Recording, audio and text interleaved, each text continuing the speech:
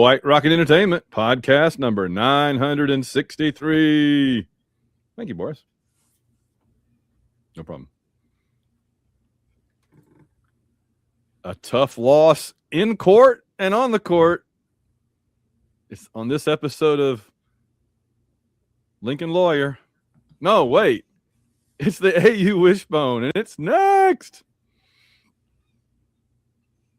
From Southern Illinois and Eastern Virginia, with our new foofy cap, Mike Cap, it's the AU Wishbone podcast. John, how are you tonight? I'm well, Van. How are you? I'm aggravated. I'm outraged by more Bama shenanigans. Why must we always be beset by Bama shenanigans, John? Why? Because they're a bunch of cheating good-for-nothings. That's for sure. Well, you know, we've talked about it many times when we researched first time ever about the 89 Iron Bowl. What kept popping up? Shenanigans. Bama shenanigans over and over and over. That's exactly it. That's right. So, and they're at it again, and we're going to get to that in just a bit. This is the AU Wishbone podcast brought to you by White Rocket Entertainment, and I am your host, Van Allen Plexico, joined as always by my co-host. I'm John Ringer. Well, John, we got several things to cover tonight. We got football, as always. This is an Auburn show. We've got basketball, which we'll get to. We've also got some incredibly cool golf news. This is not usually an Auburn golf podcast, but there is certainly, once again, Auburn golf news worth talking about. So we will talk about it. But before we do any of that, as we always do, it's the Auburn Fun Meter. It's our weekly look at how much fun it is to be an Auburn fan right now. And on a scale of 0 to 10, how are you feeling about being an Auburn fan right now, John? I've been having a lot of fun since later on Saturday, about like 3.5. Yeah, you know the one thing though that just keeps being a ray of sunshine to me in Auburn fandom is every time I get a little bit down, Coach Golesh comes out and gives an interview or gives comments, and he just pumps me right back up again. He is a very energetic, fun, exciting coach. He really is kind of the opposite of Hugh Freeze and Tommy Tuberville, for that matter. And I've said this before, and I realize we'll get, emails and stuff from people saying you're crazy, but I don't mean it that way. But he reminds me of an NFL coach.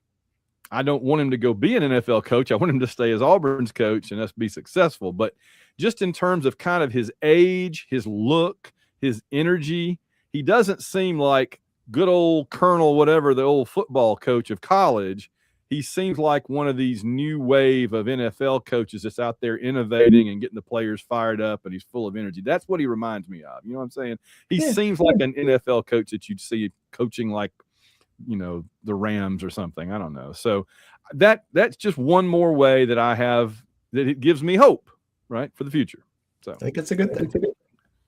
Yeah, I think so. All right. So I usually pretty much go with the number you pick unless I wildly disagree. So that sounds fine, 3.5. First thing we got to talk about tonight, though, is the Auburn golf team and Jackson Coyvan. I mean, let me just hit the highlights right here for the folks listening who don't know all this, okay? So we already knew he was great. We knew that he had helped carry the team to the national championship last year, whenever it was. He's now broken Tiger Woods records. The Auburn team went out to Hawaii to the Mauna Lani Resort for a tournament. And let's see. Here's just some of the highlights. He's the number 1 amateur golfer in the world. Could have gone pro, got his PGA card last year, but decided to come back to Auburn. And by the way, a reporter asked him about coming back to Auburn. Why'd he come back to college? He said he loves the free travel, which is cool. And he says he loves being with his friends, of course. And he noted that the pro the pro golfers always talk about missing the college experience after they leave. He said the PGA will be there when he's ready to go. He's just having a good time. And brother, I'm with him on that. I dragged my experience out as long as I could, man. I can tell you right now. They had to kick me off campus. Look, son, you need to go out in the world. Enough of this. Auburn effectively lapped the field at the Amur Ari Invitational in Hawaii, matching an NCAA scoring record with a 77 under par, 13 strokes ahead of second place Texas, largely thanks to Jackson. The 20-year-old finished the event 25 under par. Good gosh. Yep. With back-to-back rounds at 10 under. He broke the NCAA's 36-hole scoring record of 18 shots under par, which was set 30 years ago by a little golfer by the name of, Tiger Woods in the 1996 Pac-12 championship. His 10 under 62 on each of the first 2 days was 2 shots better than Tiger Woods' previous NCAA record. First player in NCAA history to post 2 rounds of 62 or lower in the same event, and led the individual field by 5 strokes, scoring 62 under in his first 2 rounds and 5 under on the final day, sealing a new program record for individual scoring. Get this, and to cap it all off, the whole time he had 1 bogey and 20. I know. How many bogeys do you have on the second hole? I couldn't do that at my best day at a putt-putt course. So no. 1 bogey, 24 birdies, and an eagle. That's just unearthly. How does any human being do that? That's insane. No, when you talk about breaking Tiger Woods records in college golf, we're in the serious territory here. Absolutely. Well, I mean, to do something like that, you've got to master every phase of the game. That's what's impressive to me is you can't just be a good long driver off the tee. You can't just be a good putter or whatever. You got to be great at everything to do that. And that just consistent. Yes. And consistent. Yeah. It's just amazing. So good old Jackson, man. I said it before. I'm going to appreciate him and enjoy him as long as he's at Auburn. And as soon as he goes to PGA, I'm going to start watching the PGA Tour again and be rooting for him and watching him just kick butt on those guys, the Texas guys and all of them that I don't like on the tour. So can't wait. All right. So what about the basketball game? We didn't play a midweek game. We just have the one game to look back at, the Alabama game. So, yeah, we had we took care of bye week on Wednesday, and then Saturday we lost to Alabama 96-92 in Neville. And we're going to start, as we do with some of these football games, we're going to do some apportionment of blame. Yeah. Well, you have a good quote here, though, that I want to highlight real quick. Go. You quoted Stephen after the game saying 92 points at home is enough against anyone. This is on our defense. So while the defense played lights out for like the first 12 minutes, held Alabama to like 20 points the first quarter of the game or more, and then they kind of slipped. All the way until the first 2 minutes were left in the first half. So it was the first 18 minutes of the game. Games are 40 minutes, 2 20-minute halves. The first 18 minutes, Auburn held them to 26 points. That was incredible. The next 22 minutes, Alabama scored 70. Yeah, and a big part of that was they got hot from 3-point range, and we were not stopping that. They were, and they shot 52% from 3 for the game, and after that first stretch, I think it was more in the 60s. But some of those shots were, LeBaron Filan making difficult shots with the defender in his face and a hand up, and those are, you just kind of tip your hat, keep moving. Right. But there were also plenty of series where Auburn lost guys on the perimeter. They were wide open, where Alabama set up the 3-point shot and then had guys cut to the basket and they got easy layups and dunks where we lost guys in the screen game. And that's on our defense. Yeah, it's true. So 70 points, almost all in the second half, is just mind-boggling. That's it. Just I don't know. I mean, what do you ascribe it to? Why was Alabama able to do that suddenly, or why were we able to stop them until then? I mean, I think they wore us down a little bit, and one of those factors was the bench. So one of the apportionment of blames that's related to this is the bench, Yes. right? Yeah, Alabama is much deeper on the bench, and they were more productive and effective with their bench players in this game. Jovic had 2 points and 2 rebounds. Freeman, who we really needed in this game because of his size and his defensive versatility, quickly got into foul trouble and then couldn't play most of the game. He finished with 5 points, 1 rebound, 1 steal. We needed him to play against some of those big Alabama perimeter players. On the other side of the equation, Alabama had 28 bench points. And I mean, again, we scored 92. So we didn't really, even though we weren't again shooting lights out from 3-point range, we scored on a good Alabama. Well, they don't play great defense, but still scoring 92 against an SEC team, like Steven said, you ought to be able to win that. No, that's right. And they're not giving up 92 to everybody. No. So at least. And then the other part of this, which we're both angry about, is the legal issue.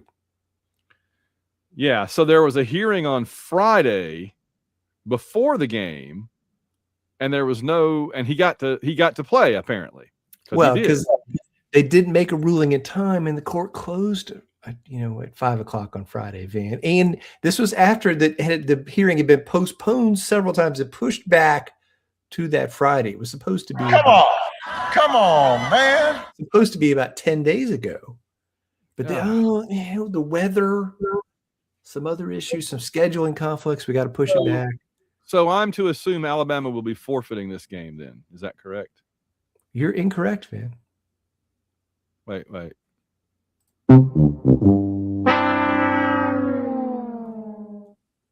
Using this player at all, this BS legal shenanigans to get him eligible and to then kick the can down the road so they could make it work and play him in this game. It's just no honor, not playing the game the right way, trying to get by and cheat. So you are out of order. You're out of order. You're out of order. The whole trial is out of order. There you go. Why do they not have to forfeit every game he played in then if he's ineligible? They played with an ineligible player. I agree with you. And but a court ruled for that moment he was ineligible. I definitely think like the NCAA tournament committee has already said they're not going to look at Alabama as that team. They're going to look at Alabama as the team they are. So in other words, they're not going to give them extra credit. They're going to seed Alabama as they currently exist, not as they did when they had that guy. Is that what you're saying? That's correct. Okay, good. Okay, well, that's fine. Doesn't give us our win back though. And that's bastards though. And they beat A&M too. They should be mad as well. It's this is not the reason that Auburn lost the game, right? But it just goes to show how desperate they are to win against us that they would pull something like this for this purpose.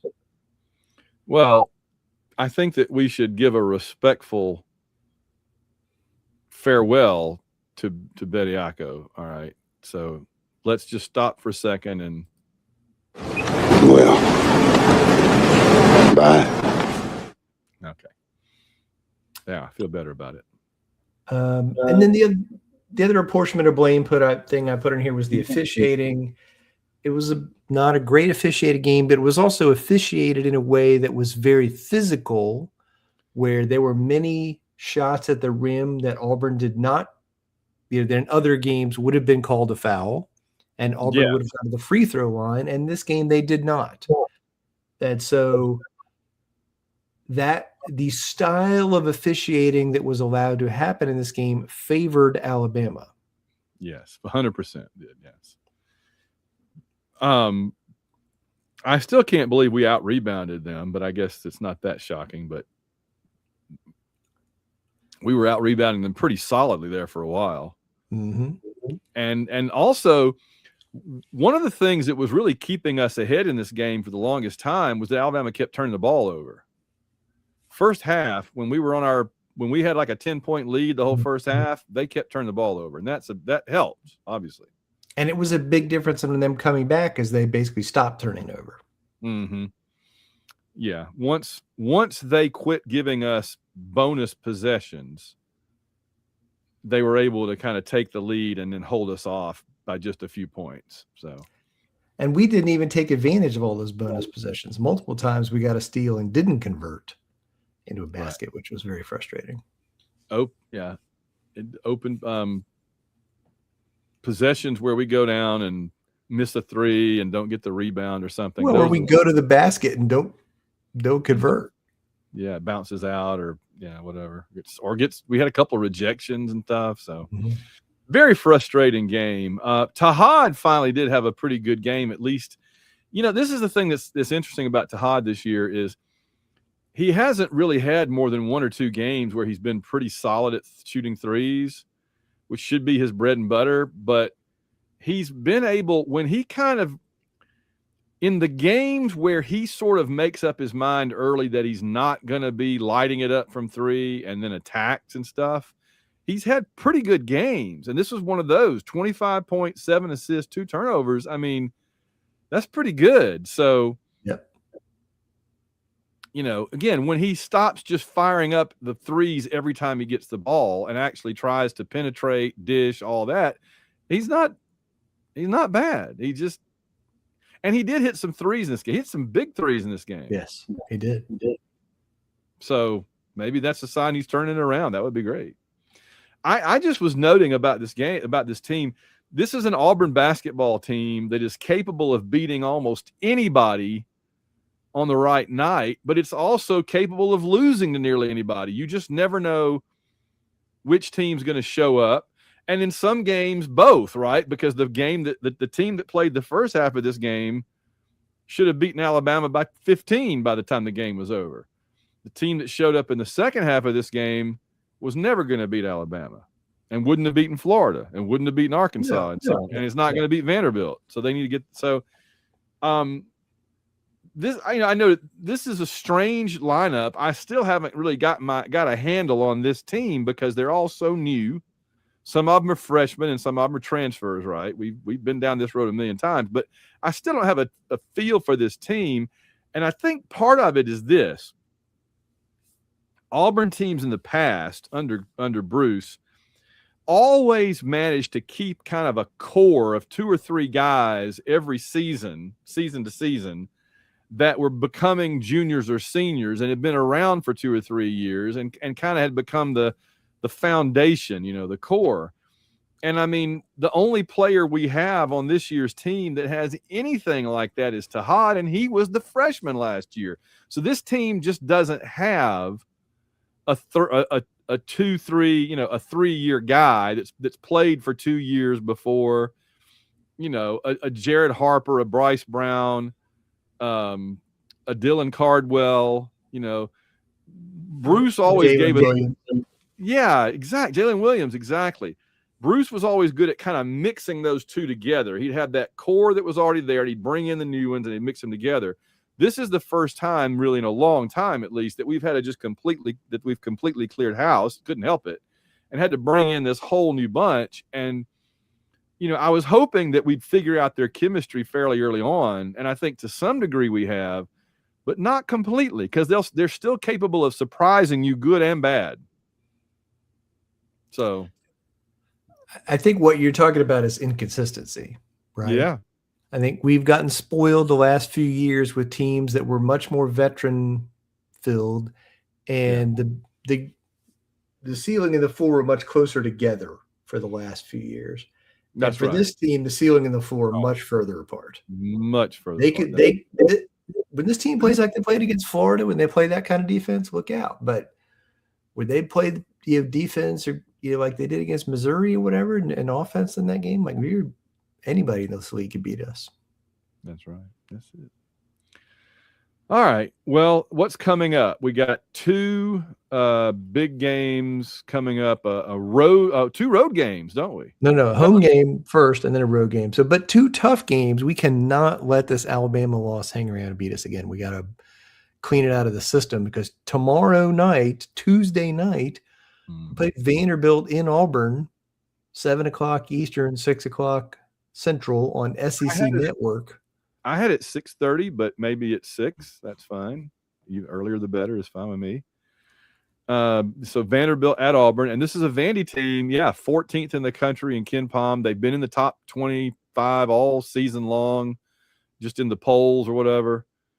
Tough team, but they have shown vulnerabilities. They're not undefeated or anything. They have found ways to lose, so it's not hopeless, right? We've got a shot. They lost to Oklahoma this weekend. Oklahoma's terrible.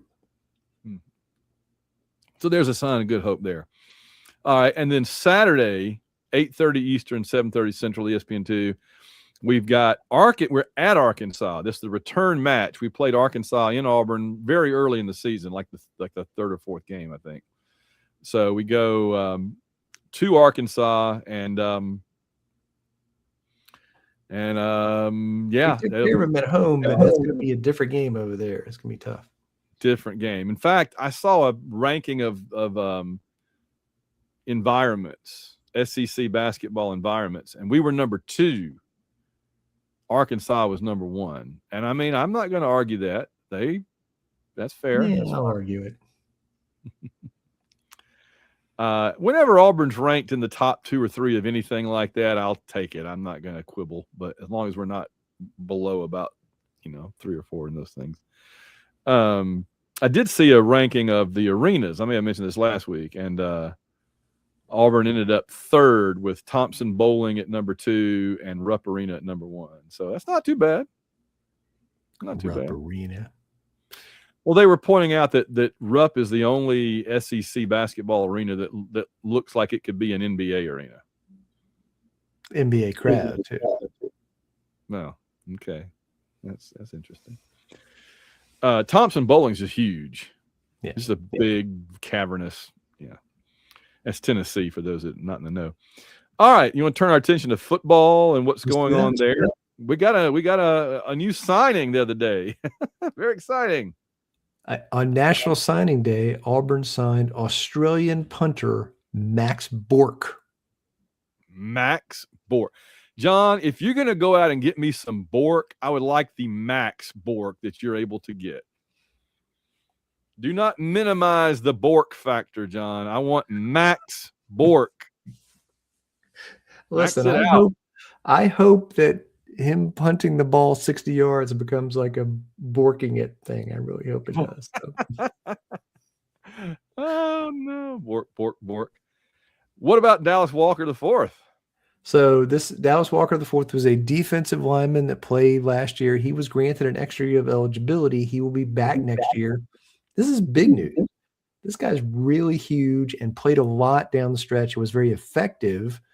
And so it's another big, strong veteran defensive lineman we can plug in the middle. And so those guys are valuable as the SEC grind goes along.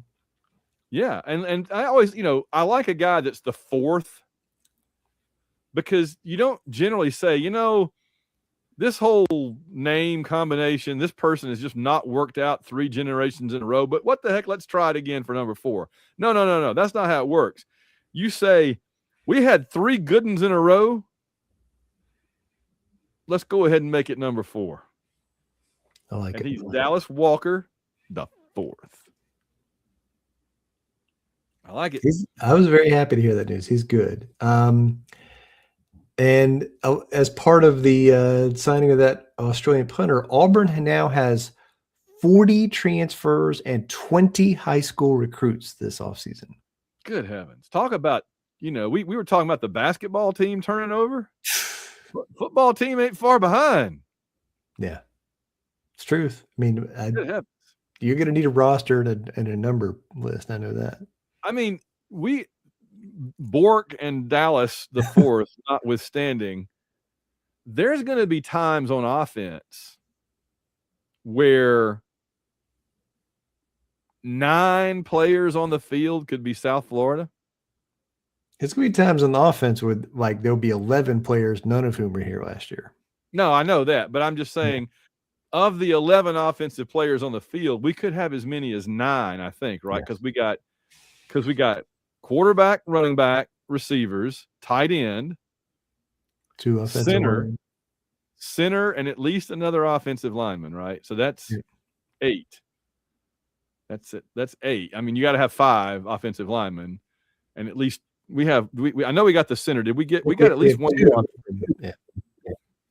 The center and 1 offensive lineman. Yes. Okay.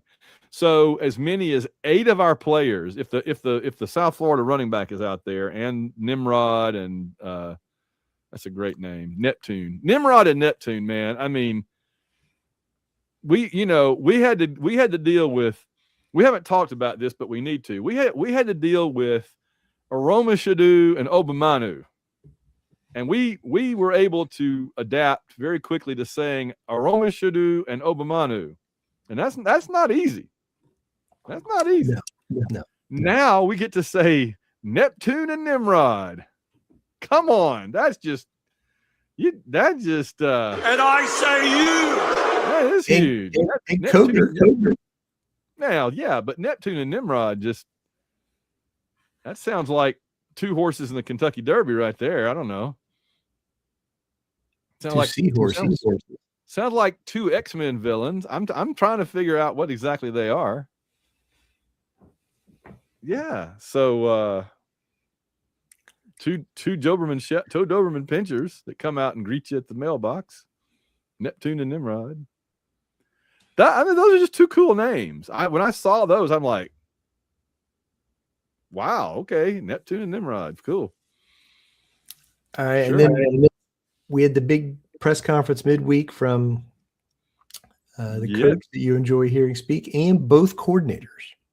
We did. We got to hear from Gordon for the first time, or at least the first time that I've paid any attention. So I was excited about that. I have thoughts. So what was your reaction to their comment? I thought it was good. I enjoyed hearing him speak. It got me a little fired up. The head coach said we're going to run the crap out of the ball, basically, and that's always encouraging to hear. And he made a joke about us having a prayer circle for the offensive line signees working out, and I thought a lot of Auburn people were like, yeah, I'm in. I don't think he understands that Gus Malzahn was our coach for a long time, and so we've been having prayer circles for the offensive line for years. This is not new. We've been praying that offensive line into shape for a long time. We're ready there. We're ready to step in. Brock Wilson. And then he did talk about how much difference having all the South Florida players will make in installing the offense. Big difference. Everybody's been talking about that, including us, for like the last 3 or 4 months. But this was like the first time that I've heard him basically come out and say it helps him sleep at night. He said knowing that helps him sleep at night. Yes. And that's good. That's a good thing. It was good. And then Durkin talked about Deshaun Womack, the big signee from Ole Miss, who's a defensive end, who's definitely going to step in and play as an edge pass rusher. He started LSU, spent some time the past couple years at Ole Miss, and Durkin just talked about how he's like an NFL type body as an edge rusher, and that he's from that same freaking Baltimore high school, St. Francis, where we've had a bunch of other players over the last few years, and that's a guy they think is going to be able to come in right away and make a big impact. Absolutely. By the way, I forgot one other thing I was going to note about Golesh's comments is that he referred to Auburn as a blue blood football program. And I mean, I agree completely. We got 9 national championships. We've got more undefeated seasons in the last how many ever years than anybody. So we are definitely, I mean, we've always been, we've talked about this. We always hover around number 12, number 13 all time. Alabama, again, Alabama looks at that and says, well, we're number one or whatever. They're not really. They're somewhere in the top 3 or 4. And you guys you suck. You're way down there. I always point out there's like 200 teams. There's like 200 football teams. And we're like number 12. So have some perspective, for crying out loud, right? I mean, we never have claimed we were the top program in the conference or anything. Of course not. Of course not. But we want to be competitive and be one in the mix. That's all we don't ask a lot of this universe, right? We just ask to be in the mix more often than not. And that there be more of the high, because we had the highs already. We already have the highs. We don't have to manufacture highs that we've never had before. We've had the highs. We've also had the lows. We just don't want so much of this. That's right. We want it more like that. Okay. And I'm doing a jagged mountain for those that are on audio versus like a kind of a sine wave, right? So all that to say, he is right that we are a blue blood program. But I thought this was interesting. He said that every player he talks to has kind of a slightly different perspective on Auburn. And I don't doubt that for a minute, right? Because if you grew up as a kid seeing Cam Newton and Nick Marshall and Trey Mason and all that, you probably think Auburn is a great program. But if you grew up kind of focusing on Clemson and Derek Watson or whatever, or Alabama or somebody else, Ohio State, then you probably think Auburn's kind of a mid of the pack, And so I totally get it because, again, the highs versus the lows. So he's out there trying to, Tuberville had to do it. I remember Gene Chizik saying that he would go into a high school and talk to a player, and they'd say, well, you guys aren't Alabama. And Chizik would say, we have a winning record over Alabama the last 20 years. And Chizik said, which was true at that time, right? Back in 09, 10, 11. And Chizik would say that the players would just kind of look at him like, what? You don't have a winning record over Alabama? He's like, yeah, we do. Because we did. But it just depends on the kind of the life experience and the perspective of the players. So he's out there having to fight that. And I just want to say, welcome to the fight, Coach Golesh, because some of us have been fighting that fight their entire lives. And now he's finding out. He's finding out what it is to be an Auburn football person now. Amen. Not always fun. It's sometimes very challenging. You got to fight a lot of disinformation. And we have the kings of freaking disinformation and shenanigans right across the state, which doesn't help. They've got a big, loud megaphone, and they're full of crap. And they're happy to spew that crap out that megaphone 24/7, 365. Amen. Clip that. I was going to say, that's it for the show tonight, kids. Fans laid it out. There you go. Oh, Daryl Dapprich called Joel Gordon, our offensive coordinator, Commissioner Gordon. I like it. What do you think? There's some others we can I like it. I mean, there's Flash Gordon, but I don't want to give him that yet. He has to earn Flash Gordon. I think you start out Commissioner Gordon, which is you're cool, but you're sometimes befuddled by Batman.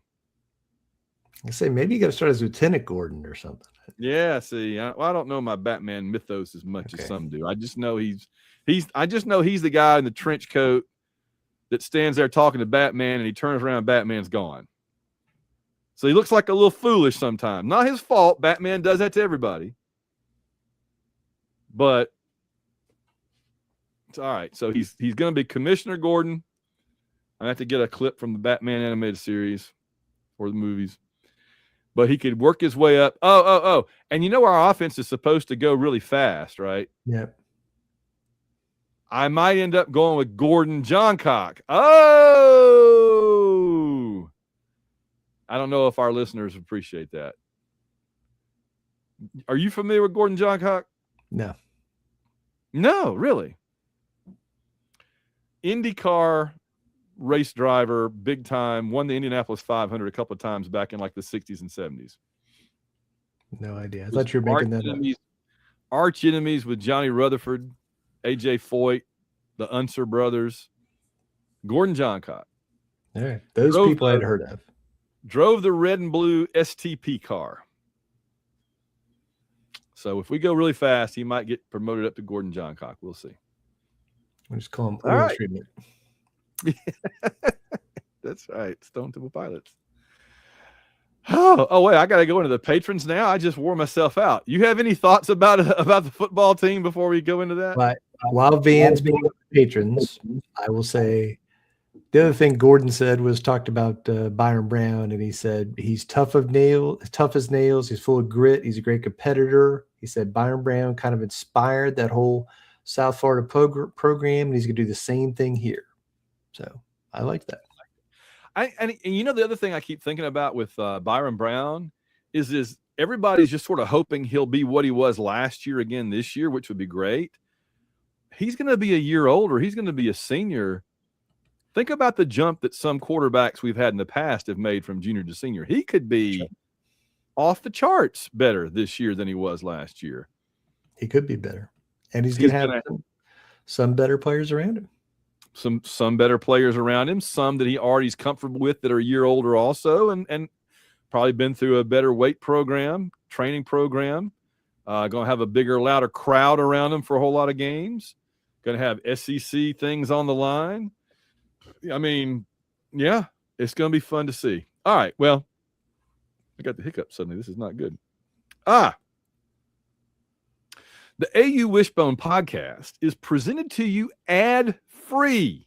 Ad-free. This right here is where many podcasts do ads that you have to fast forward through. We're not doing ads. We're not fast forwarding through crap. I'm just here to thank the people that keep you from having to hear ads. And by the way, don't fast forward too quick, because a lot of people say this is their favorite part of the show. Because it's not me and John, it's our patrons who write this part of the show, right? So we have to thank the following folks that keep this show ad-free and keep the show on the air. That includes the great Samuel Salvatore. I'm going to check and see if he's – nope, not okay. So he is our what's the word I'm looking for, John? He's our title sponsor for worst coaches in the world. That is right. Thank you. I just saw your note where you said check email, Van. Well, I guess I better check my email. I'll pop that up right now. Anyway, in addition to Samuel Salvatore, we also have to thank Logan Chilton, who reminds us, what do you sacrifice to be an Auburn fan? And of course, so what do I sacrifice? Everything. Thank you, boys. Ben Spooner. The soundboard gets all messed up when I have to go to the back page. Ben Spooner. Blasphemy!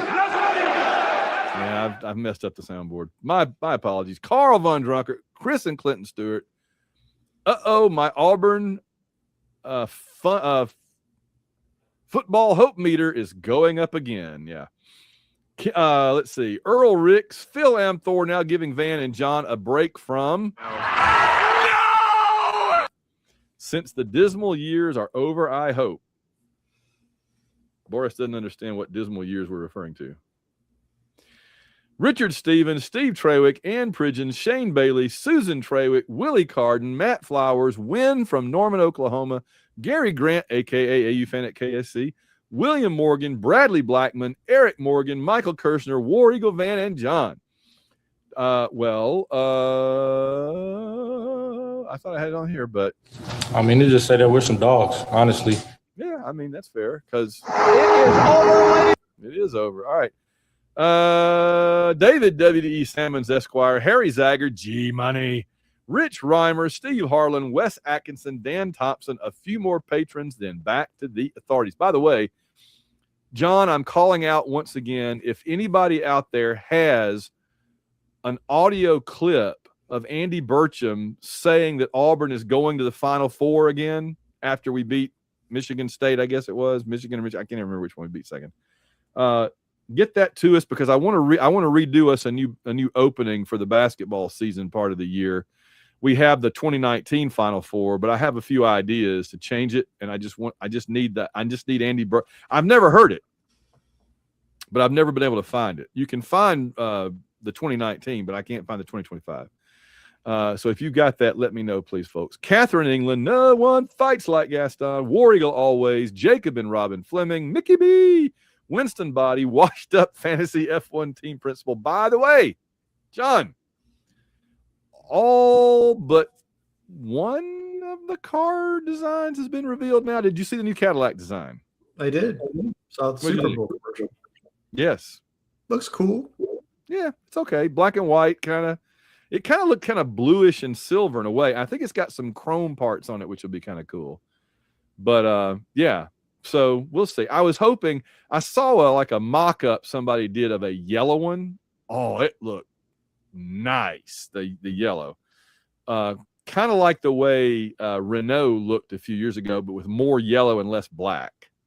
The Renaults looked like a yellow jacket out there. This was much more yellow with just some black and red trim. It looked really good. The car that looks really good so far to me is Audi. It's got like the red back end and then like the black and silver front.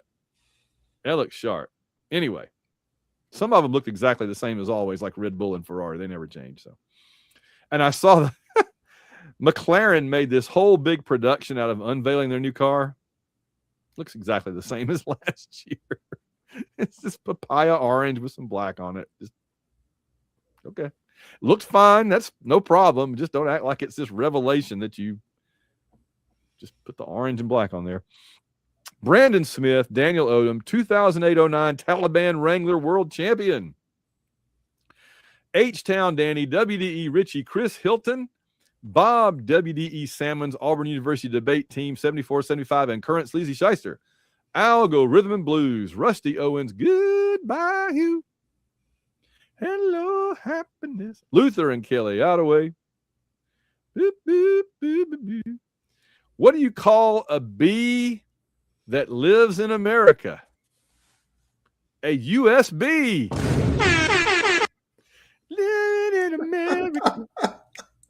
Living in America. I know it. Todd Robinson, a.k.a. undisputed 2012 doubles badminton intramural champion. That is specific, man. Chad McDowell, Auburn football's Elvis, Wade Ward. I'm going to go ahead and do it this time. Like an unwanted neighbor that comes over and visits. From the Weather Channel, Reynolds Wolf. Thunder snow. I enjoy that every now and then. Philip Martin, Jeff Hunter, David G. A great day, comrades. We sail into history. Oh, it's so good. Timothy, I need to watch that again. I try to hit Hunt for Red October about once a year, maybe. It's a great movie. It's a good one. Which is a better submarine movie? Hunt for Red October or Ice Station Zebra? Hunt for Red October. Okay. Is it close at all for you? I mean, I enjoy Ice Station Zebra. And it's a different type of movie, too, a little bit. There's some ground combat stuff in it. Yeah. I love the on the ice sheet with the guys with, I mean, that's awesome. It is a great movie. And I tell you this, I was never a big Rock Hudson fan, but if he had done more movies like Ice Station Zebra, he'd have been like an action star. He'd have been a bigger star than he was. Yeah. All right. Timothy, Russell Milling, Randall Walker, David Simpson, Josh Teal, Tony Perry, Rob Morgan, Patrick Williams says the AU wishbone. It is simply, Whether you like it or not, learn to love it because it's the best thing going today. Woo! Boris is making a lot of appearances tonight. Oh no, hold on. Shannon Butson, Construction Tiger. Papa Todd.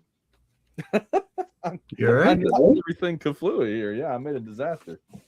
Oh, Cato, the SEC Pick'em champion. Stephen Houston, Kevin Mahan, Blake Heron, Sarah Hines, Sasquatch, 7-time North America hide and seek champ, and last year's BB bracket winner.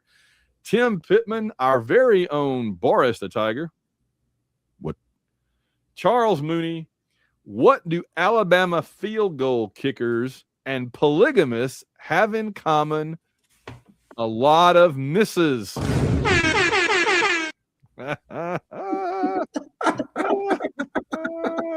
calibrate your enthusiasm. Amen. Amen to that. David D. Auburn Blue, Dr. Crackham, Bill Weathers, Eternal Glory. Walt would like to wish Gus a happy retirement and would gladly take him back as run game consultant. I get it. Antoine Morris, ABB, Wiggerbur, the 2005 Auburn University Intramural Horseshoes champion. Had a lot of horseshoes players. Tyler Ward, Mark Squire. Cue the anthem, boys.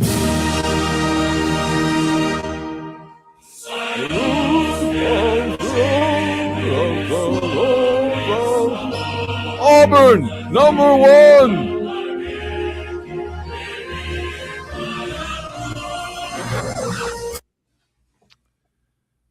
Always fun. Gets a nice little workout there. Alex Wynn, Kenneth Brent Rains, the barbecue. You have failed me for the last time. AKA Auburn Dead for Life. John Stubbs, Clay Henson, Justin Bean, James Taylor, Ruth and Darren Sutherland, Ben Amos. We're still not done. We're still not done. Almost done. Spanky, I'm at the bottom of this list because Brock Wilson! And you know that right there. Yeah, that's a pretty bold statement. You know what I mean? It's factual. Hey, what can you say? It is. Chris Como, Darren Pyle, Theodore Gary, David Smiley, Trevor Johnson. Man, the little foam cover on the microphone's making a lot of difference this week. Royce Alvarez, college equestrian expert Auburn Elvis, AU Falling Up, John Atsuki, Paul Banks, and MVP captivating Kathy Bright. You don't have any friends. Nobody likes you. Soundboard has a little lag to it this week. I don't know what's going on. Ben Regas, Bobby Polite, Elizabeth Donald, I'll buy this for $1. Rich Hammett, Chris Braun, Alex Brown, Siberian Tiger. What? The Slinko family, Daniel Witten, Tim Sauls, Jim McCrory. Oh, boy. I will. Let's let Boris read this one. I will lick the toes of you. I will not lick the toes of you. I do not like those toes of woe.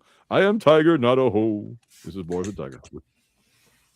Thank you, Boris, for sparing me from having to do that. New York Tiger had a grandfather who raised poultry. He was a chicken tender. God, my Lord in heaven this week. My goodness. CT Tiger, Jim Myers, Trey Jackson, Howard Franz, Peter Wang, Willie Moe, Zach Doran, Stephen Thompson, and Chris, plus our one-time anonymous donors. Thank you all so much. www.auwishbone.com. Click on the big orange button. And now I'm just going to play it out because I know who it's going to be.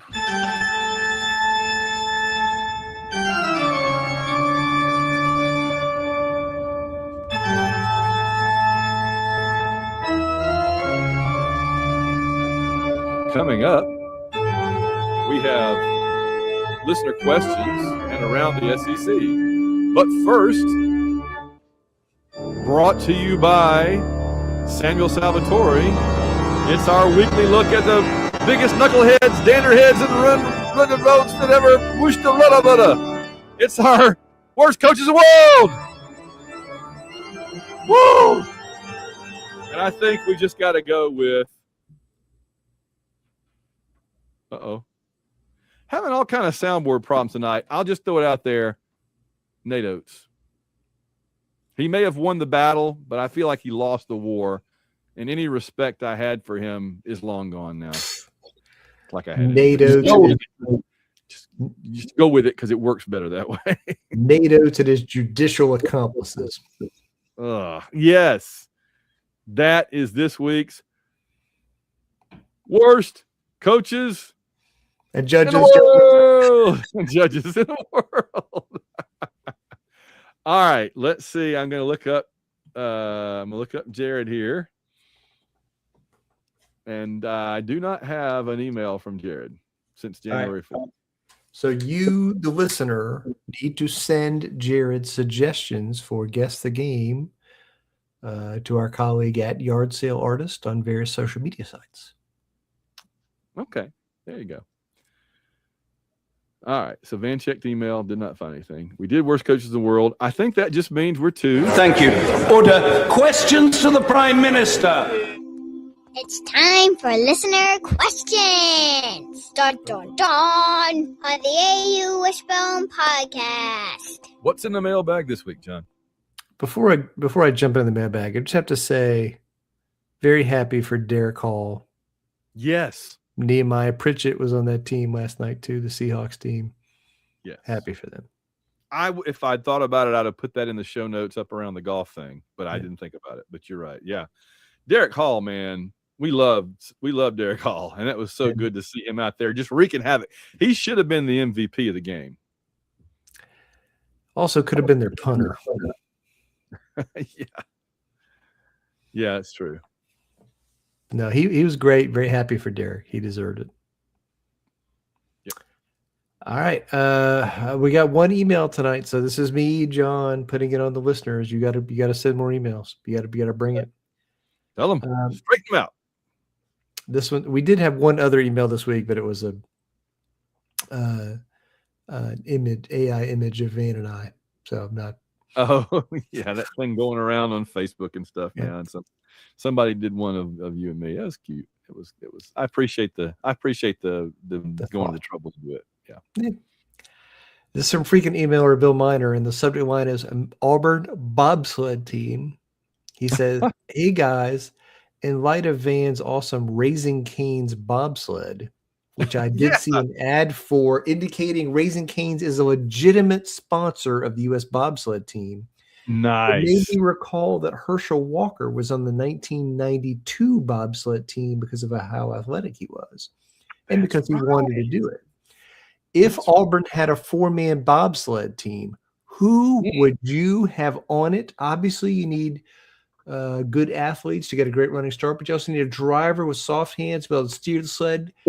The track could be good. It was also fun seeing Auburn's own gold medalist Christy Coventry, who is now the president of the IOC, give some remarks. Incredible. If only she dropped a war eagle during her speech, Bill Miner. Did she, or he said if only? If only she had. Right. Yeah. Right. That's right. Yes, I did see that Christy Coventry was the head of the IOC. That's incredible. First female. And it's Auburn person. For this bobsled team, we're going to say you get them at their peak physical Auburn, not at their current.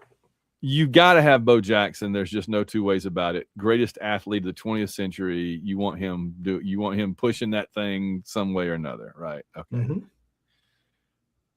Where do you go from there? I mean, he made some good comments about certain attributes, and I'd have to stop and think who has those attributes. Do you want like a quarterback or a receiver with the hands or whatever? Or you just stick 4 of our great running backs out there and let them go? I mean, if you do that, I might go 3 running backs and a receiver. Yeah. Who had really, like, Courtney Taylor? Or is he too tall? No, I mean Courtney Taylor. If you want to go, if it's a weight is an issue, you want to go so smaller guy with great hands, you could do Ryan Davis or whatever, right? But, yes, you could. That's true. So Courtney Taylor or Ryan Davis as your front guy. And then Bo is in there. You don't want Tracy Rocker in his prime. I don't know. No, we got to have speed and power together. So I like your running back idea. You could do a linebacker or something like. I mean, somebody like Carlos Dansby. Ronnie Brown. Yeah, one of my first thoughts was Ronnie Brown. Peak Ronnie Brown. Yeah, big and fast and strong. All right. So we've got one of our 2 receivers there at the front. We got Ronnie Brown, Bo Jackson. Honestly, Kerryon Johnson would probably be good. I considered him. I think he's on the list. I thought about Brandon Jacobs for a minute. Yeah. I was gonna say Cadillac is not right. This is not the exact body shape we want. He was more of like almost a power scat back. Leaner. Yeah. I don't know. Where else you would go? Stephen Davis? Yeah, that's the guy. That's it. Okay. All right. So there we go. Not a bad little team. Well, John, we may have just set a record for the shortest show we've ever done where we weren't trying to be in a hurry. But listen, I'm not complaining. It's Monday for the soundboard too, Van. I know it's so one of the things that we're going to do in a future show we've been talking about is Van wants to do some kind of off-season vibes check on the other SEC football programs. It's not the barbecue show, but we're just kind of like putting our finger up in the wind and going like, how are they doing that one? How are they doing right there? Yeah. Yeah. So we can and we're not going to do hundreds of hours of research on this. I'm just laying it out there right now. This is vibes. We'll know a few things and then we'll just swing. We save the research for the books. People pay their hard-earned money for those books and they want facts, but for this show, we just fly by the facts are facts. Hey, we have been called the drive-by shooting of editorial sports journalism. But I don't know. We're not entirely fact optional, but no. But we are an Auburn. I've always said it right. There are shows that cover Auburn, and there are Auburn shows, and we are first and foremost an Auburn show. And believe it or not, we're going into our 15th season of doing this fall. Crazy town. I mean, we've been on weekly YouTube now for about 2 months. So there's people that think we're brand new. Oh, my friends. No. Go to www.auwishbone.com or auwishbone.podbean.com, and you can find 14 seasons of this on audio mostly. There's some stuff on the YouTube channel. On the YouTube channel, www.auwishbone.tv. Or not www, just go to auwishbone TV on YouTube. There you go. All right. We're right at an hour, John. You ready to lock it up and rock and roll? Let's do it. All right. Our time is up. We thank you for yours. War Eagle, John. Bring it in.